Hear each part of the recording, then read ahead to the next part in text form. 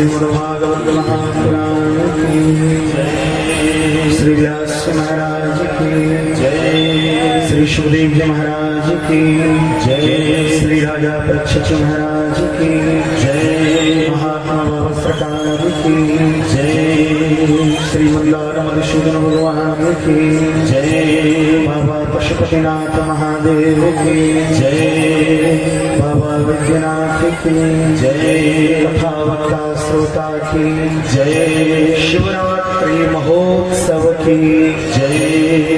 नमः पार्वती पतये हर हर महादेव।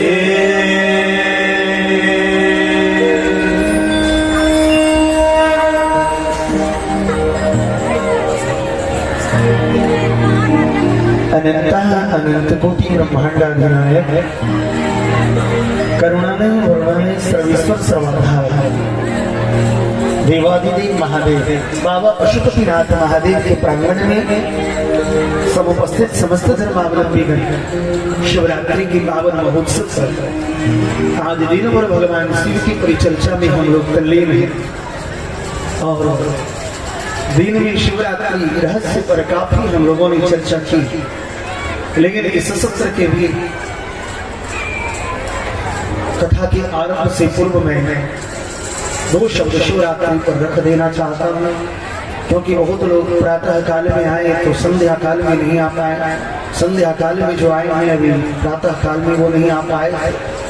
तो शिवरात्रि के इस त्योहार पर, शिवरात्रि की इस महोत्सव पर शिवरात्रि की थोड़ी चर्चा रखते हुए आज भगवान शिव पार्वती विवाह महोत्सव में हम लोग प्रवेश करेंगे। एक बार बोलिए प्रेम से सभी लोग हृदय से हर हर। आवाज नहीं आ रही है, थोड़ा जोर से बोलिए। नमः पार्वती पतये हर महादेव।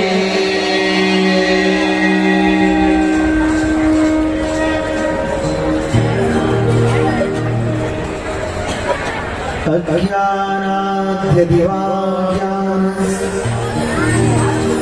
जप पूजादिकं मया कृतं तदस्तु कृपया सफलं तव शंकर। देवदेव महादेव शरणागत वत्सला तेनानेन देवी सा कृपां कुरु ममोपरि।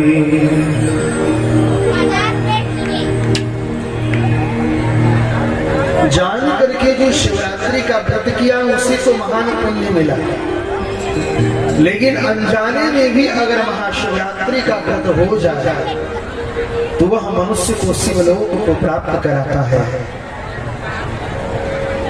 एक बार 88,000 ऋषियों का सत्संग हो रहा था।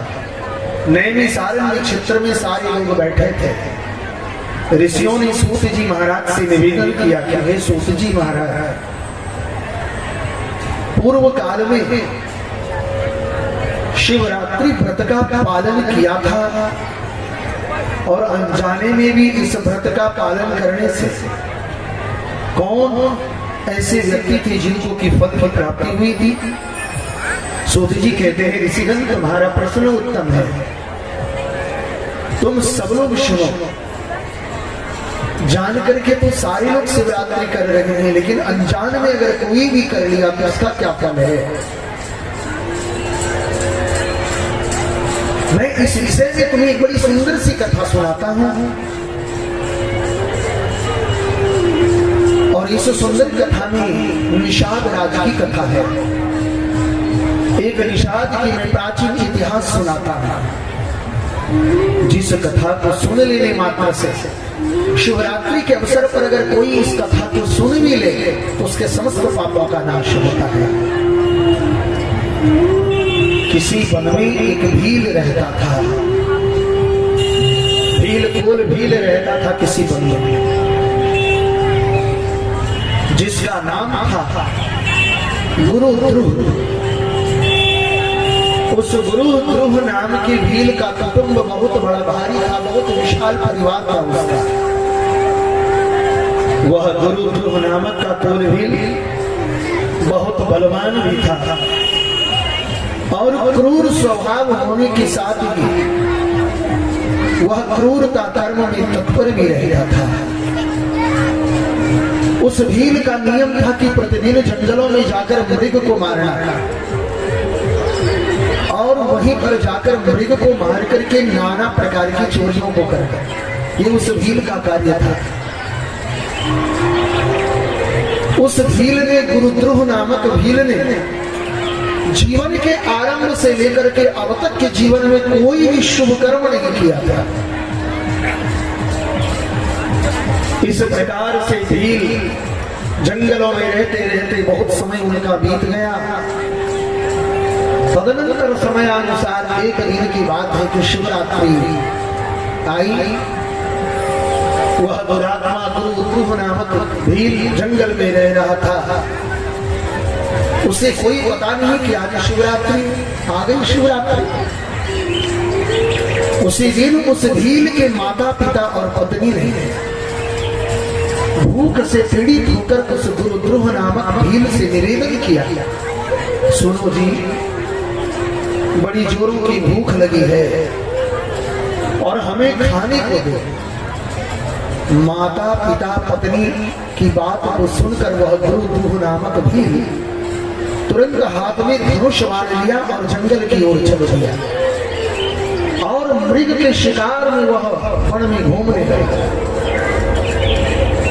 संयोगवश उस दिन उसको कुछ नहीं मिला, कुछ भी नहीं मिला। सूर्यास्त हो गई, अंधेरा छा गया। उसको बड़ा दुख हुआ और सोचने लगा, अब मैं क्या करूं, कहां जाऊं? आज तो कुछ भी नहीं मिला। घर में जो बच्चे हैं उनका माता पिता का क्या होगा? जो मेरी पत्नी है उसकी क्या दशा होगी? अतः मुझे कुछ लेकर के ही जाना चाहिए। इस प्रकार से भील ने, गुरुद्रोह नामक भील ने विचार कर लिया और एक सरोवर के निकट चला गया, जलाशय के निकट चला गया और जलाशय के निकट जाकर के एक सुंदर सा वृक्ष था, उसके समीप एक घाट में उतरने का प्रयास किया। खड़ा हो गया और मन ही मन विचार करने लगा कि इस घाट पर तो कोई न कोई पशु पक्षी पानी पीने जरूर आएंगे। यही एक जगह है जहां पर मैं अपना शिकार कर सकता हूं और अपनी पत्नी की, अपने माता पिता की और अपने बच्चों का पेट भर सकता हूं। यही एक जगह है। ये निश्चय कर लेता है वह गुरुद्रोह नामक भील है और वहीं पर खड़ा हो गया। कोई न कोई जीव तो जरूर आएगा, मैं उसे मार दूंगा और मार करके उसे मैं प्रसन्नता पूर्वक ले जाऊंगा। उसी घाट के किनारे एक घना सा बेल का वृक्ष था। उस बेल के पेड़ पर वह चढ़ गया और वही जल साथ लेकर के भी बैठ गया और सारी रात वह मन में चिंता कर रहा है कि कोई न कोई जीव आएगा और मैं उसको मारूंगा। और इसी प्रतीक्षा में वह गुरुद्रोह नामक भूख से व्याकुल हो रहा था। रात के पहले पहर में एक प्यासी हिरनी आया। एक प्यासी हिरनी आती है पहले पहर में, ध्यान देना।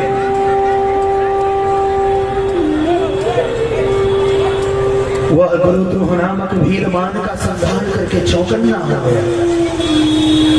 चौकड़ी भरी रहा था, चकित होकर जोर जोर से चौकड़ी भर रही थी। जैसे ही उस मृग को, उस व्याध ने, उस भील ने, उस गुरुद्रोह ने देखा तो गुरुद्रोह की प्रसन्नता का पारावार नहीं रहा, बड़ा खुश हो गया। अरे शिकार मिल गया। उसके बंध के लिए धनुष परवान का संधान किया। धनुष परवान का संधान जैसे किया तो हाथ के धक्के से थोड़ा सा जल और एक बिल्व पत्र, उस बिल्व वृक्ष के नीचे एक शिवलिंग था, उसके ऊपर भी गिर गया और वह बिल्वपत्र भी गिर गया। उक्त जल से और बिल्वपत्र से शिव की प्रथम प्रहर की पूजा संपन्न हो गई। शिवरात्रि में मैंने दिन में कहा था कि 4 प्रहर की पूजन, 4 प्रहर का पूजन आवश्यक है। इस बार शिवरात्रि के पूजन का मुहूर्त 8 बजे से है। 8 बजे से लेकर के 3-3 घंटे का एक प्रहर होगा और प्रत्येक प्रहर में भगवान शिव की शिव का रुद्राभिषेक, श्रृंगार, पूजन, आरती, भोग, पुष्पांजलि इत्यादि। इस प्रकार से वह गुरुद्रोह नामक भील का प्रथम प्रहर का पूजन संपन्न हो गया। उपकारक सेवा यत् पुण्यम जायते तिहा तत् पुण्यम शक्षते नैवं वक्तुं वर्षैसते। प्रथम प्रहर का जैसे ही पूजा हुआ तो पूजा के प्रभाव से उस त्याग का जितना पाप था, बहुत सारा पाप कट गया। और वहां होने वाली खड़खड़ाहट की आवाज को सुनकर भेड़नी ने भाई से ऊपर की ओर देखा कि खड़खड़ाहट में ऊपर की ओर देखा तो देखा तो वह त्याग है, वह गुरुद्रोह नामक भील है और वह वाण का संधान किया हुआ है। व्याकुल हो गई वह मृगी और बोलती है। मृगी ने कहा, हे व्याध, तुम क्या करना चाहते हो? तुम क्या करना चाहते हो? मेरे सामने सच सच बता। हरिणी की बात सुनकर व्याध ने कहा, हे मृगी, आज मेरे कुटुंब जन बहुत भूखे हैं। मेरे माता पिता पत्नी बच्चे सारे भूखे हैं। अतः मैं तुमको मार करके तुम्हारे शरीर के मांस का अपना भोजन बनाऊंगा और अपनी संपूर्ण परिवार की भूख को मिटाऊंगा, उन्हें तृप्त करूंगा। व्याध का यह वचन सुनकर हरिणी के लिए तो बहुत कष्टकारक है कि अब मेरी मृत्यु है, रोकना कठिन था। अब वो मृगी विचार करती है, हे महेश्वर, अब मैं क्या करूंगा? मृगी कहती है, मन में विचार करती है कि चलो मैं एक उपाय रचती हूँ।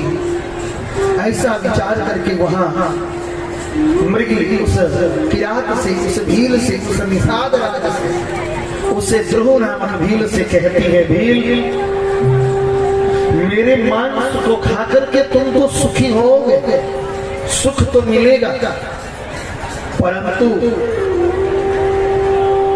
इससे अधिक महान पुण्य कार्य क्या हो सकता है? जो पुण्य प्राप्त होता हो उसका 100 वर्षों में भी वर्णन नहीं किया जा सकता। परंतु इस समय सब मेरे बच्चे आश्रम में ही हैं, अर्थात तुम तो मुझे मार ही दोगे और मुझे मार करके मेरे मांस को तुम अपने परिवार को खिलाओगे और अपने परिवार का भरण पोषण करने वाले का के लिए जो करता है उसको बहुत पुण्य मिलता है। संसार के लोग उसे नरक कहते हैं क्योंकि जो घर में बड़ा होता है उसको सबका भरण पोषण करना पड़ता है। तो कभी कभी बड़ा सोचता है कि मैंने कौन ऐसा कुकर्म किया जो जिम्मेवारियां मेरे ऊपर आ रहा। संसार के लोग उसे बेईमान भी बोल देते हैं, घूसखोर भी बोल देते हैं, सब कुछ बोल देते हैं। दुनिया में जितनी उपाधियां हैं वो सब बड़ों को मिल जाती है, लेकिन बड़े अगर अपने परिवार के भरण पोषण के लिए अगर कोई भी कार्य करता है तो उसके पुण्य का वर्णन शिवरात्रि रहस्य में, शिव महापुराण में वह मुर्गी कहती है कि जो अपने परिवार का भरण पोषण करता है उससे बड़ा पुण्य कुछ भी नहीं है, बहुत बड़ा पुण्य है।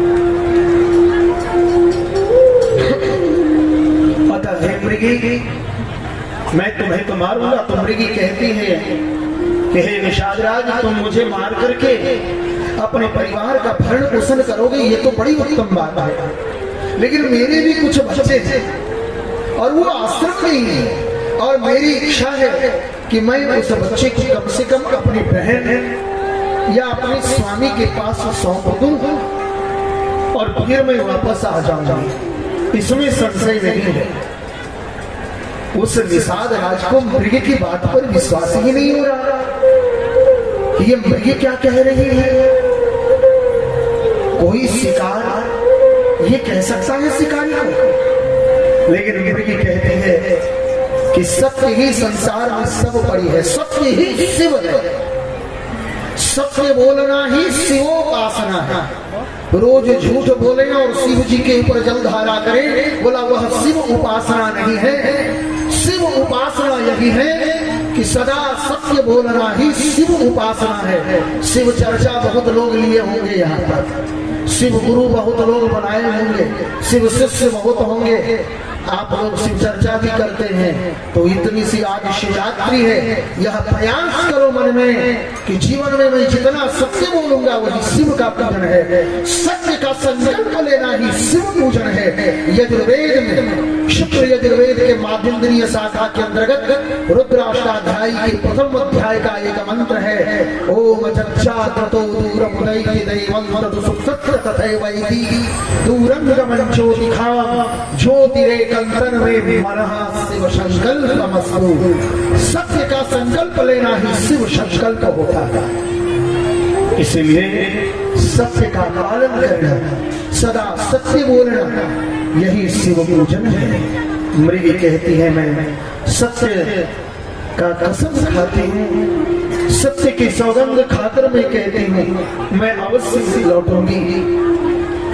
हे निषाद राज, तुम इसे मिथ्या नहीं समझना, झूठ नहीं समझना, क्योंकि सत्य पर ही धरती टिकी हुई है। सत्य से ही समुद्र अपनी मर्यादा में स्थित है और सत्य से ही निर्झरों में झरनों में जल की धाराएं निकलती है। सत्य ही सब, सत्य में ही सब कुछ स्थित है। मृग के ऐसा कहने पर जब व्याध ने उनकी बात नहीं मानी, तब उसने विस्मित और भयभीत होकर पुनः एक बार मृग कहती है, इतना बात बोलने पर भी व्याध छोड़ने को तैयार नहीं है। तब मृगी हाथ जोड़ करके कहती है एक बार, हे व्याध सुनो, मैं तुम्हारे सामने आई हूँ और मैं शपथ खाती हूँ जिससे मैं घर जाने पर वापस अवश्य लौट आऊंगा। ब्राह्मण यदि वेद बेचे, तीनों काल संध्या ना करे, उससे जो पाप लगता है, पति की आज्ञा का उल्लंघन करने वाली स्वेच्छाचारिणी स्त्री को जो पाप की प्राप्ति होती है और जिसके किए हुए उपकार को न मानने वाले, उसे जो पाप लगता है, भगवान शंकर से विमुख रहने वाले उसको जो पाप लगता है, दूसरे से द्रोह करने वाले उसको जो पाप लगता है, धर्म को लांघने वाले उसको जो पाप लगता है, विश्वासघात करने वाले उसको जो पाप लगता है, छल करने वाले उसको जो पाप लगता है, उसी पाप से मैं लिप्त हो जाऊं अगर मैं तुम्हारे सामने नहीं लौटा। ये मृग कहते हैं उस व्याध से। अनेक शपथ खाकर वह कातर भाव से कांपती हुई मृगी उस जलाशय के निकट खड़ी है। उस व्याध ने उस पर विश्वास कर लिया।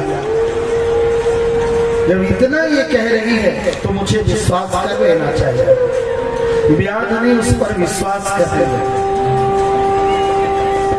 विश्वास करके कहा, अच्छा अब तुम अपने घर को जाओ। वह मृगी बड़े हर्ष के साथ पानी को पीकर, ध्यान देंगे, अपनी आश्रम मंडल में चली गई पानी पीकर। इतने में रात का पहला प्रहर तो पूजा हो गया था उस व्याध का धोखे से। दूसरा प्रहर आया, व्याध के जागते ही जागते दूसरा प्रहर बीत गया। ठीक समय अनुसार हिरणी की दूसरी बहन मृगी, अर्थात तो हिरणी की बहन तो हिरणी ही होगी, वो आ गई। तो पहली ने स्मरण किया था, राह देखती हुई जल पीने के लिए वहां आ गई। उसे देखकर भील ने तुरंत बाण और तर्कस पर संधान किया। बताओ, एक मृगी, एक पशु भी सत्य का पालन करता है और एक हम अपने को हट्टे कट्टे मनुष्य मानने वाले, सबसे बुद्धिजीवी मानने वाले, हम लोग सत्य का पालन नहीं करते हैं। धिक्कार है हमारे और आपके जीवन को। एक मृगी सत्य का पालन कर रही है, लेकिन हम और आप सत्य का पालन नहीं कर पा रहे हैं। भील ने स्वयं बांध को तर्कस से खींचा और पहले के भांति शिव के ऊपर जल और बिल्वपत्र फिर गिर गए, क्योंकि जल था और फिर जैसे टक्कर मारा घना वृक्ष था, फिर जल गिर गया और बिल्वपत्र फिर से उस शिवलिंग के ऊपर गिर गया। पहले प्रहर के पूजन से कुछ पाप तो कटा और दूसरा प्रहर का जैसे पूजन हुआ तो उसमें भी कुछ पाप कट गया। सुखदायिनी हो गई। मृगी ने उसे बाण खींचते देख पूछा, हे वनचर, हे वनचर, हे वन में घूमने वाले, हे किरात, हे निषाद, हे भील, हे व्याध, बताओ ये तुम क्या कर रहे हो? व्याध ने कहा, मैं अपने भूखे कुटुंब को तृप्त करने के लिए तुझे मारूंगा मृगी। यह सुनकर मृगी बोली, हे व्याध, मेरी एक बात और सुन लो। बोला, बोलो। मैं धन्य हूं। तू धन्य है? तू मारी जाएगी और तू कैसे धन्य हो गई? बोला, मैं धन्य हूं, मेरा देह धारण, शरीर का धारण करना सफल हो गया, क्योंकि यह अनित्य शरीर है, ये रहने वाला नहीं है। और इस शरीर से अगर किसी का उपकार अगर हो गया तो इससे बड़ा इस शरीर की सफलता क्या है? मुझे खा करके, इस शरीर को खा करके अगर किसी का जीवन संतुष्ट हो जाएगा तो वह अच्छी बात है। ठीक है, मैं धन्य हो गई, लेकिन एक काम करो। वह मृगी की बहन बोलती, मेरे छोटे छोटे बच्चे हैं, मैं अपने बच्चे को अपने स्वामी को सौंप करके आती हूं, तुम्हारे पास लौटा हूं। व्याध बोला, तुम्हारी बात पर मुझे विश्वास नहीं है, मैं तुझे मारूंगा, इसमें संशय नहीं है। यह सुनकर वह हरिणी भगवान विष्णु का शपथ खाती है, नारायण का शपथ खाती है और कहती है, व्याध सुनो, मैं जो भी कुछ कहती हूँ वो सबसे कहती हूँ। यदि मैं लौट करके ना आऊं तो मैं अपना सारा पुण्य हार जाऊंगा, क्योंकि जो वचन देकर उससे पलट जाता है, दुनिया में मुझसे बड़ा पाप कुछ नहीं होता है। किसी को अगर वचन दिया जीवन में कि साथ दूंगा तो साथ देते मर जाओ, लेकिन कभी अपने वाणी को वापस नहीं करना, क्योंकि अपने वाणी से मुकर जाना संसार में इससे बड़ा अधर्म कुछ नहीं है। हे व्याध, मैं लौट करके अगर ना आऊं तो मैं सारा पुण्य अपना हार जाऊंगा। जो पुरुष अपनी विवाहिता स्त्री को, जो पुरुष अपनी विवाहिता स्त्री को त्याग कर दूसरे स्त्री के पास जाता है, वैदिक धर्म का उल्लंघन करके कपोल कल्पित धर्म पर चलता है। ध्यान देना, स्थिता सत्येन धरणी सत्येनैव च वारिधिः जलधारा सत्ये सर्वं प्रतिष्ठितम्। कितनी सुंदर बात। स्थिता सत्येन धरणी च वारिधिः सत्येन जलधारा सत्ये सर्वं प्रतिष्ठितम्। यो वै सामर्थ्य युक्तस्य नोपकारं करोति वै तत्सामर्थ्यं भवेद व्यर्थं परत्र नरकं व्रजेत्। वेद में जो धर्म बताया और उस धर्म को लोग छोड़ करके कपोल कल्पित मतलब अपने काल से बनाया हुआ धर्म पर जो व्यक्ति चलता है, वह भगवान विष्णु का भक्त होकर शिव की निंदा जो करता है, जो कि माता पिता के मरने पर श्राद्ध आदि नहीं करता है, उसे सूना बिता देता है, मन में संताप का अनुभव करने अपने दिए हुए वचन को जो पूरा करता है, ऐसे लोगों को जो पाप लगता है, वही मुझे भी लगे यदि मैं लौट करके ना आऊं। व्याध ने फिर विश्वास कर लिया, हे मृगी, तुम कितनी सुंदर बोलती हो, कितनी धर्मशास्त्र का उदाहरण तुम प्रस्तुत करती हो, मैं बड़ा प्रसन्न हूँ। जाओ जाओ हिरणी, जाओ, तुम अपने बच्ची को स्वामी के पास सौंप करके तुम वापस हो जाओ। महाराज, इतनी में वह हिरणी फिर से वहां जल पीती है, पानी पीती है और अपने घर को चली जाती है। इतने में रात का दूसरा प्रहर भी व्याध के जाते जाते बीत गया। तीसरा प्रहर बीत रहा था रात्रि का। मृगी को आने में कुछ विलंब हुआ। विलंब जान करके चकित होकर के व्याध उस मृगी के खोज में निकल गया। इतने में ही जैसे खोज के लिए निकला तो देखते हैं कि मृगी वो जल के निकट आ गई है। क्या बात है, वो हिरणी स्वतः चल करके आ गया। तो इस बार हिरणी ने वहां पर एक हिरण को देखा, और वह हिरण क्या था, तो थोड़ा सा हृष्ट पुष्ट था। वनीचर को बड़ा हर्ष हुआ, और वो भी धनुष्वान पर संधान करके इस बार बोला, अब हम प्रवचन के चक्कर में नहीं रहेंगे, मार ही देंगे। फिर बाण का संधान किया। संयोग से जैसे ही बाण का संधान किया, हाथ में कुछ जल था, वो भी फिर से गिरा और बिल्वपत्र फिर एक से टूट करके गिर गया। अर्थात रात्रि के तीसरे प्रहर का भी भगवान शिव का पूजन हो गया।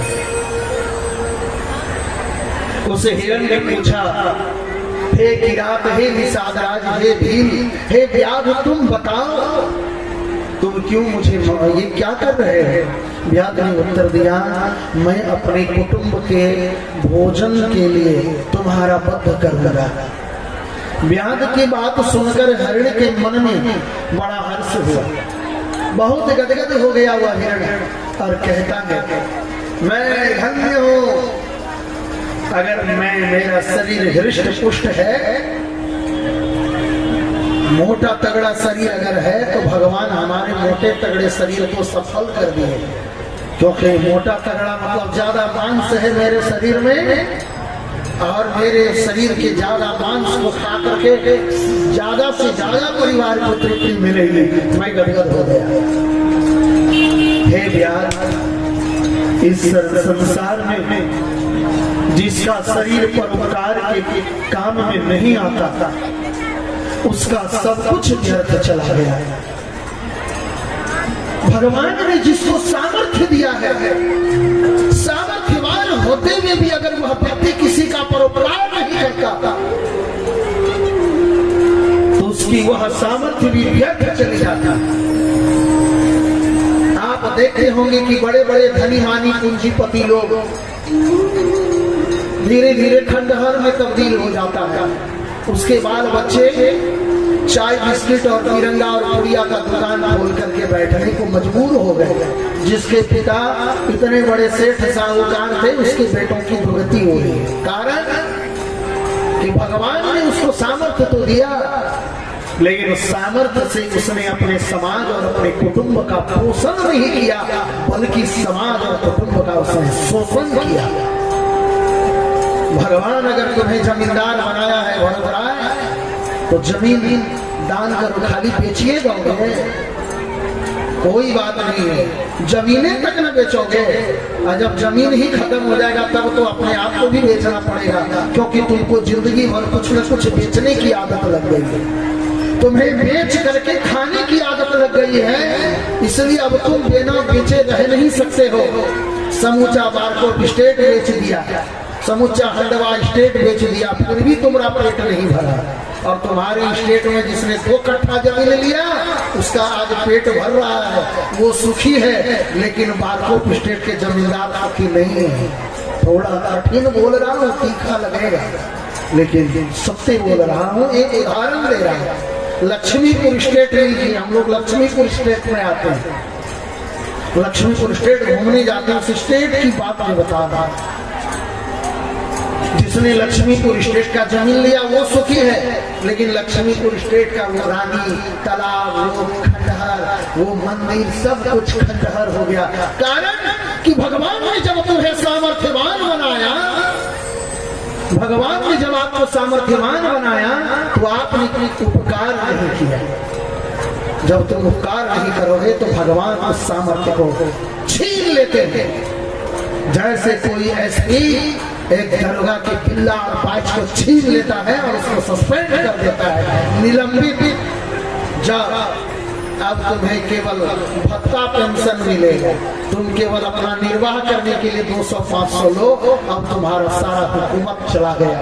इसलिए अगर जीवन में हुकूम और हुकूमत को बरकरार रखना चाहते हैं तो भगवान ने अगर सामर्थ्य दिया है तो सामर्थ्य के अनुसार परोपकार करो, तभी तुम्हारी सामर्थ्य बरकरार रहेगी। नहीं तो तुम्हारा सामर्थ्य भगवान छीन लेंगे, जबरदस्ती ले लेंगे। महादेव गीता मंदिर प्रांगण में अब कथा करने के लिए जगह नहीं। हम देखते हैं पिलर वहां तक भी गाड़ दिए हैं। महादेव मंदिर में सटा करके जमीन बिक गया। बताओ, ये आपकी स्टेट की कृपा है, ये आप लोगों की कृपा है। मैं उन महानुभावों से जरूर निवेदन करूंगा कि यह पशुपतिनाथ महादेव मंदिर में अब कथा सत्संग करने का जमीन नहीं बचा जहाँ की लोग प्रवचन कथा कर सके। बताइए क्या दुर्भाग्य है। नारायण, मैं एक उदाहरण प्रस्तुत किया, लेकिन वह हिरण ने कहा, हे वनेचर, मैं सामर्थ्यवान हूँ, इसलिए परोपकार मैं करूंगा। अगर सामर्थ्यवान होते हुए भी अगर मैं परोपकार नहीं करूं तो मैं परलोक में नरकगामी हूँ। परंतु परंतु परंतु बोला क्या परंतु? एक बार मुझे जाने दो, एक बार मुझे जाने दो। मैं अपने बालकों को उनकी माता के हाथों में सौंप कर और सबको धीरज बंधा करके आ जाऊंगा। व्याध मन ही मन विस्मित हो रहा है। एक एक मृग आ रहा है और सब यही बात कह करके जा रहा है। फिर उनके मन में यह विचार आया, मन शुद्ध हो गया था। सारे पाप पुंज वह 3 प्रहर के शिवरात्रि के दिन जल और बिल्वपत्र चढ़ाने से पाप नष्ट हो गया था। इस प्रकार उसने कहा, जो जो यहाँ आए हे हिरण, सबने तुम्हारी तरह ही बातें की, परंतु वे वंचक जो जो यहाँ से गए अभी तक वो लौटे नहीं। हे मृग, तुम भी इस समय संकट में हो। मुझे लगता है कि इस समय भी तुम झूठ बोलकर चले जाओगे। फिर आज मेरा जीवन निर्वाह कैसे होगा बताओ? मृग बोला, हे प्यार, मैं जो कुछ कहता हूं उसे सुनो। मुझ में असत्य नहीं है। सारा चराचर ब्रह्मांड सत्य से ही टिका हुआ है। जिसकी वाणी झूठी होती है उसका पुण्य भी उसी क्षण नष्ट हो जाता है। हे भील, तुम मेरी सच्ची प्रतिज्ञा सुनो। संध्या काल में गोधूली बेला में मैथुन क्रिया करने से और शिवरात्रि के दिन भोजन करने से जो पाप लगता है, झूठी गवाही देने से जो पाप लगता है, किसी के धरोहर को हड़प लेने से जो पाप लगता है, संध्या वंदन ना करने से ब्राह्मणों को जो पाप लगता है, वही पाप मुझे भी लगे। यदि मैं लौट कर ना आऊं तो जिसके मुख से कभी शिव का नाम नहीं निकला, जो सामर्थ्य रहते हुए भी दूसरे का उपकार नहीं करता, और किसी भी पर्व के दिन श्रीफल तोड़ता। श्रीफल समझ रहे हैं? बेल का भी नाम श्रीफल। शिवरात्रि के दिन बेल नहीं तोड़ना है, नहीं तोड़ना चाहिए एक दिन पूर्व, लेकिन शिवरात्रि के दिन शिवलिंग के ऊपर बिल्व फल चढ़ाना जरूर चाहिए, क्योंकि 4 प्रहर के पूजन में बिल्व फल भी आवश्यक है। अभक्ष भक्षण करता और शिव की पूजा किए बिना, भस्म लगाए बिना भोजन करता है, इन सब का पातक मुझे लगे। क्योंकि शिव के पूजन में ललाट पर भस्म हो, गले में रुद्राक्ष की माला हो और मुख पर शिव का नाम हो। अगर इतना नहीं है तो वह शिव पूजन सफल नहीं होता। व्यास ने कहा ठीक है, सब लोग इसी प्रकार बोल के गए हैं, तुम भी चले जाओ, जाओ शीघ्र लेकिन लौटना। वह व्याध वह मृग पानी पी करके चला गया। वे सब अपने आश्रम पर मिले, तीनों मृग वहीं आश्रम पर मिले। अब आपस में बातें होने लगी। अरे हम लोगों ने प्रतिज्ञा किया है, हम लोग प्रतिज्ञाबद्ध हो चुके हैं। आपस में एक दूसरे से वृत्तांत को भली भांति सुनकर सत्य के पास से बंधे हुए सबने यही निश्चय किया कि वहां अवश्य जाना चाहिए। इस निश्चय के बाद वहां बालकों को आश्वासन दे दिया, तीनों मिल गए और तीनों ने प्रतिज्ञा सोच विचार किया कि हम लोग प्रतिज्ञाबद्ध हो चुके हैं उस व्याध के पास जाने के लिए, तो जरूर जाना चाहिए। सबने अपने अपने बच्चों को अपने पत्नी के पास, किसी ने अपने स्वामी के पास, किसी ने अपने बहन के पास सौंप दिया और निकल कर चलो जानी हो। उसी समय जेठी मृगी ने, जो बड़ी मृगी थी, उस मृगी ने अपने स्वामी से कहा, हे स्वामी, आपके बिना यहाँ बालक कैसे रहेंगे? क्योंकि मैंने पहले जाकर प्रतिज्ञा कर ली है, इसलिए केवल मुझको जाना चाहिए, आप दोनों यहीं रहे। उसकी बात को सुनकर छोटी मृगी कहते हैं, बहन मैं तुम्हारी सेविका हूं, इसलिए मैं आज व्याध के पास जाती हूं, तुम यहीं रहो। यह सुनकर के मृग बोला कि तुम लोग यहीं रहो, मैं ही जाता हूं, क्योंकि शिशुओं की रक्षा मां ही कर सकती है। स्वामी की यह बात सुनकर उन दोनों मृगियों ने धर्म की दृष्टि से उसे स्वीकार नहीं किया और दोनों अपने पति से प्रेम पूर्वक बोलती है। ध्यान देंगे, हे प्रभु, पति के बिना इस जीवन को धिक्कार है। अपने बच्चों को सांत्वना देकर उन्हें पड़ोसियों के हाथ में सौंप दिया और स्वयं उसी स्थान पर चली गई जहां पर उसने प्रतिज्ञा किया था। वहां पर व्याध शिरोमणि उनकी प्रतीक्षा में बैठे थे। उन्हें जाते देखकर उनके सब बच्चे पीछे पीछे चले आए। व्याध ने सोचा कि माँ बाप की जो गति होगी और बच्चों की भी वही गति होगी, वही हमारी भी हो। इन सब को एक साथ आया देखकर उस किरात को, उस निषाद राज को, उस गुरुद्रोह नामक व्याध को बड़ा आश्चर्य हुआ। तीनों आ गए, साथ में इसके जितने बच्चे थे वो भी आ गए। उसने धनुष पर बाण रखा, संधान किया बाण का जैसे ही बाण का संधान किया, जो हाथ में बाकी जो जल था वो गिरा और फिर एक बिल्व पत्र उस शिवलिंग के ऊपर गिर गया। भगवान शिव के शिवरात्रि के दिन उस दिन चारों प्रहर की पूजा उस व्याध के हाथ से हुई। जैसे ही चारों प्रहर का पूजा हुआ कि व्याध का जितना पाप था सब भस्म हो गया।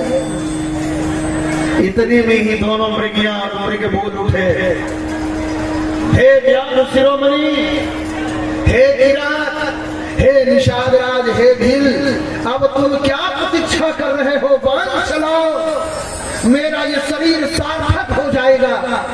अगर हमारे शरीर को खा करके अगर तुम्हारे परिवार को संतुष्टि मिलती है तो इससे बड़ा सुखद इसको कुछ भी नहीं है। जल्दी सार्थक करिए मेरे शरीर।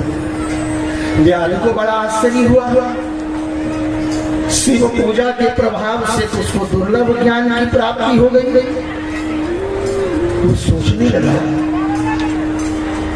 मैं मनुष्य हूं और ये पशु है, इसको कितना ज्ञान हो गया।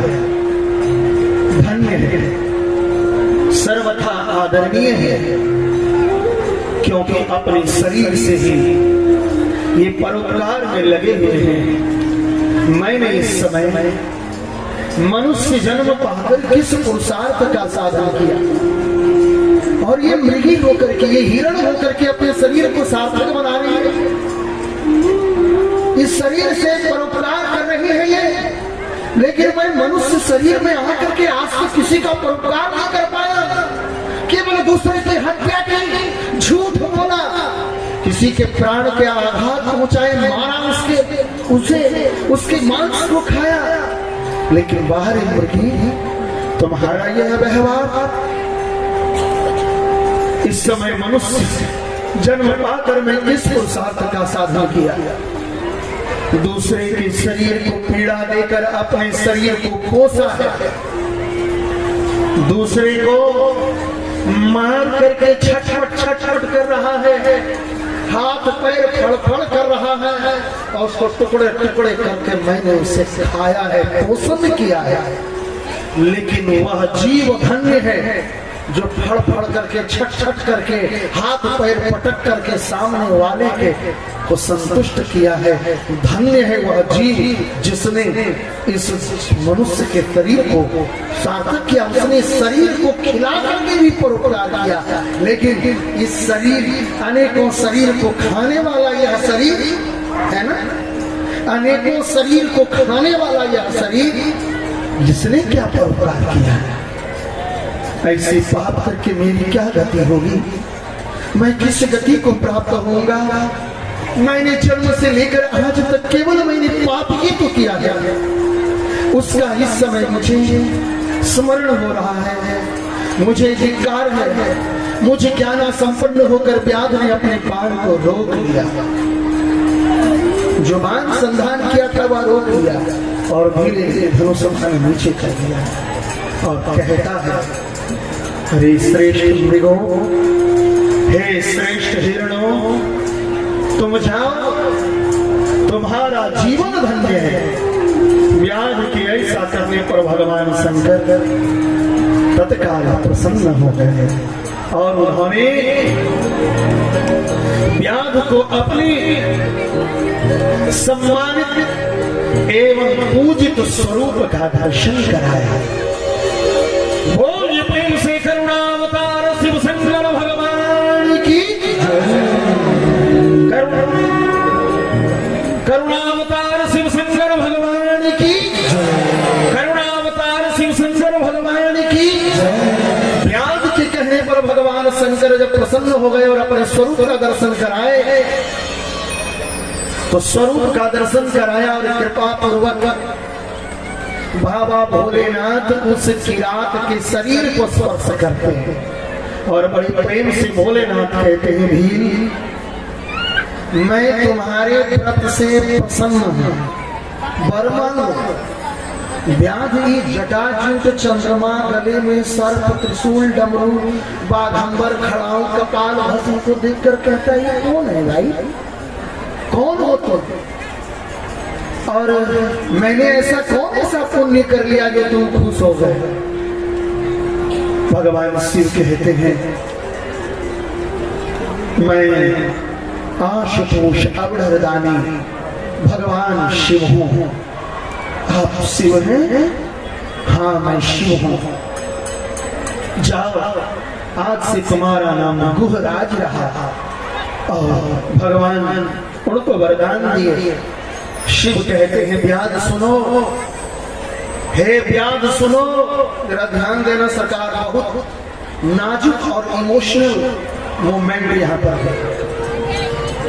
भगवान शिव कहते हैं जाओ मैं तुझे आशीर्वाद देता हूँ, आज से तुम श्रृंगवेरपुर में उत्तम राजधानी का आश्रय लो, गुहराज भीलराज, और दिव्य भोगों का उपभोग करो और तुम्हारे वंश की वृद्धि और निर्विघ्न रूप से होती रहेगी।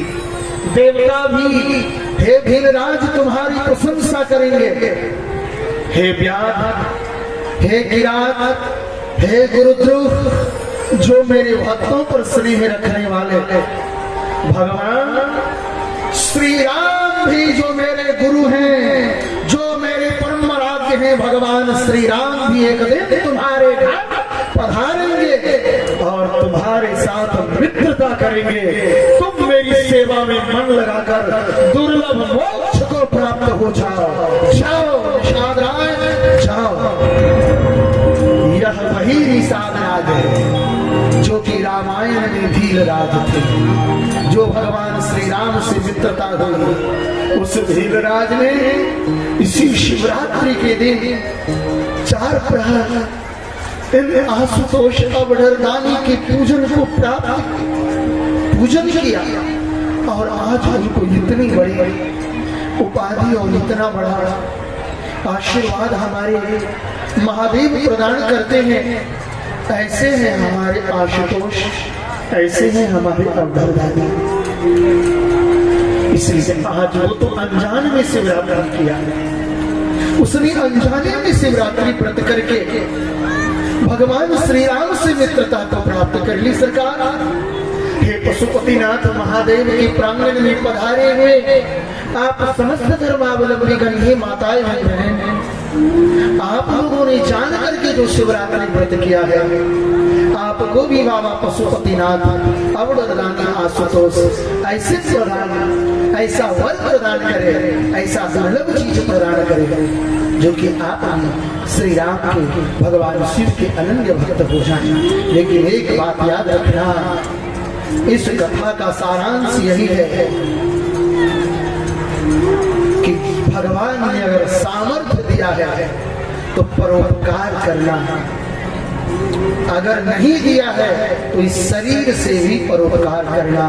जिस कितने जीव जंतु को इस शरीर में खाया है, इस शरीर में दफनाए हो, इस शरीर का पोषण कितने जीव जंतु मर करके किया है, लेकिन तुम जिंदा रहकर और इतने मोटे तगड़े शरीर लेकर किसी प्राणी के ऊपर कृपा किया है। अगर नहीं किया है तो शिव पूजन और शिवरात्रि से कोई लाभ नहीं। बोलिए प्रेम शिव भक्त वत्सल भगवान भोले बाबा का ध्यान धरे, भोले बाबा का ध्यान धरे, सच्चे मन से गुणगान करें। बोलो नमः शिवाय, बोलो नमः शिवाय, बोलो नमः शिवाय, बोलो नमः शिवाय। भोले बाबा का ध्यान धरे, सच्चे मन से गुणगान करें। बोलो नमः शिवाय, बोलो नमः शिवाय, बोलो नमः शिवाय, बोलो नमः शिवाय। भोले बाबा का ध्यान धरे,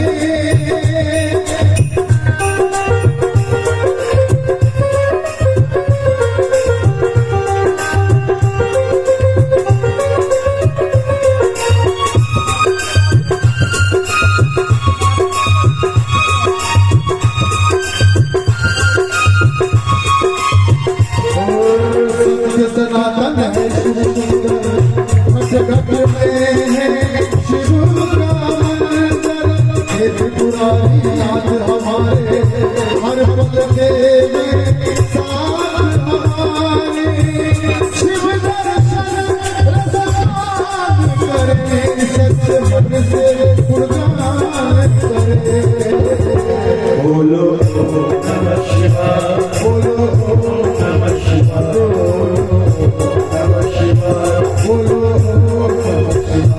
भोले बाबा का ध्यान करे सच्चे मन से गुणगान करे बोलो अरे बोलिए ना बोलो नमः शिवाय मुंह से भी बोलो गलती से भी बोलो भोले बाबा का ध्यान करे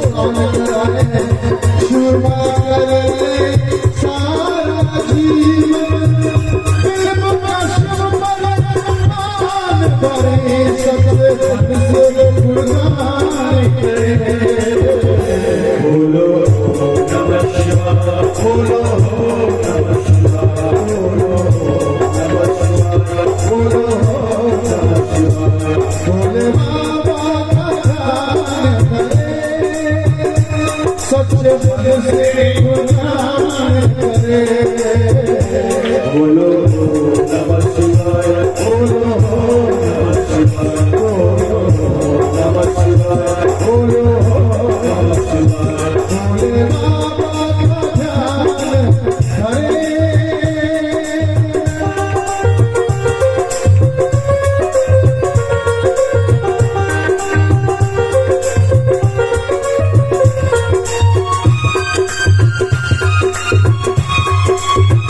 सभी लोग शिवरात्रि का त्योहार में एक बार किसी नाम से निकल जाए तो तुम्हारा उद्धार है।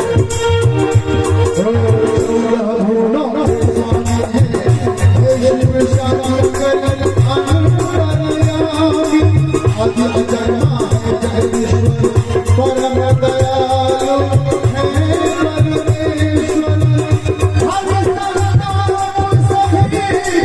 है परमेश्वर सच्चे गुणगान करे बोलो नमः शिवाय बोलो नमः शिवाय बोलो नमः शिवाय बोलो नमः शिवाय भोले बाबा का ध्यान करे सच्चे मन से गुणगान करे बोलो नमः शिवाय बोलो नमः शिवाय बोलो नमः शिवाय बोलो नमः शिवाय बोलो नमः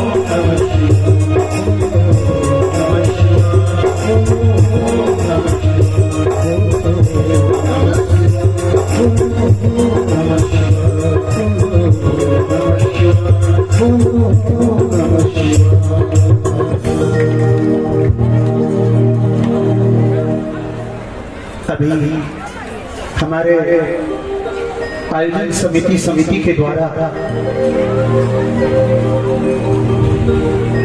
ये जो एक माला पहनाई गई जिसमें पैसे की माला है, ये अर्थ का सदुपयोग है। इसमें ये हमारी समिति की तरफ से दिया गया। एक बार उनके लिए भी करताली के साथ स्वागत और अभिनंदन। और मुकेश शाह पथरगामा से आपने भी 2 मालाएं थी, तो एक माला उनके भी तरफ से प्रदान हुआ। एक बार उनके लिए भी करताली के साथ स्वागत अभिनंदन। और विजय प्रसाद साहब पथरगामा मेडिकल पथरगामा से 300 रुपए का आपने सबने भेंट दिया है, धन्यवाद। आज बड़ा ही सुंदर वातावरण में हम लोग उपस्थित हैं। शिवरात्रि के महत्व को समझ लिया, शिवरात्रि के रहस्य को समझ लिया। दिन में बड़ी व्यापक चर्चा इसकी हुई थी और अभी यह बताएं कि शिवरात्रि व्रत के प्रभाव से वह भीलराज, वह कुबेर, वह निषाद राज श्रृंगवेरपुर का राजा बना और भगवान प्रभु श्री राम के मित्र भी बने, जिस भीलराज की आप कथा रामायण में सुनते हैं। अब शिव पार्वती विवाह महोत्सव का एक दूसरा प्रकरण है जो थोड़ा सा चटकीला, भड़कीला, रसीला है। अब हम उस ओर प्रस्थान करते हैं, क्योंकि आज 2 बजे से ही संपूर्ण गांव में, नगर में बारात भ्रमण हो